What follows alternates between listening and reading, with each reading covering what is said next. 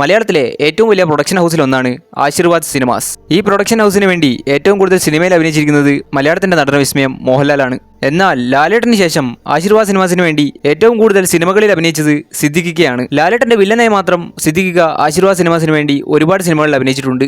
ഇത്തരത്തിൽ സിദ്ദിഖിക്ക ആശീർവാദ് സിനിമാസിന് വേണ്ടി അഭിനയിച്ച സിനിമകൾ: 2023 പുറത്തിറങ്ങിയ നേര്, 2007 പുറത്തിറങ്ങിയ അലിബായ്, 2015 പുറത്തിറങ്ങിയ ലോഹം, 2017 പുറത്തിറങ്ങിയ വെളിപാടിന്റെ പുസ്തകം, 2018 പുറത്തിറങ്ങിയ ആദി, 2020 പുറത്തിറങ്ങിയ ബിഗ് ബ്രദർ, 2019 പുറത്തിറങ്ങിയ ഇട്ടിമാണി, 2013 പുറത്തിറങ്ങിയ ദൃശ്യം 1ഉം 2021 പുറത്തിറങ്ങിയ ദൃശ്യം 2ഉം, 2018 പുറത്തിറങ്ങിയ ഒടിയൻ, 2022 പുറത്തിറങ്ങിയ മോൺസ്റ്റർ, 2021 പുറത്തിറങ്ങിയ മരയ്ക്കാർ, 2005 പുറത്തിറങ്ങിയ നരൻ, 2006 പുറത്തിറങ്ങിയ ബാബ കല്യാണി, 2001 പുറത്തിറങ്ങിയ രാവണപ്രഭു, 2004 പുറത്തിറങ്ങിയ നാട്ടുരാജാവ്, 2016 പുറത്തിറങ്ങിയ ഒപ്പം.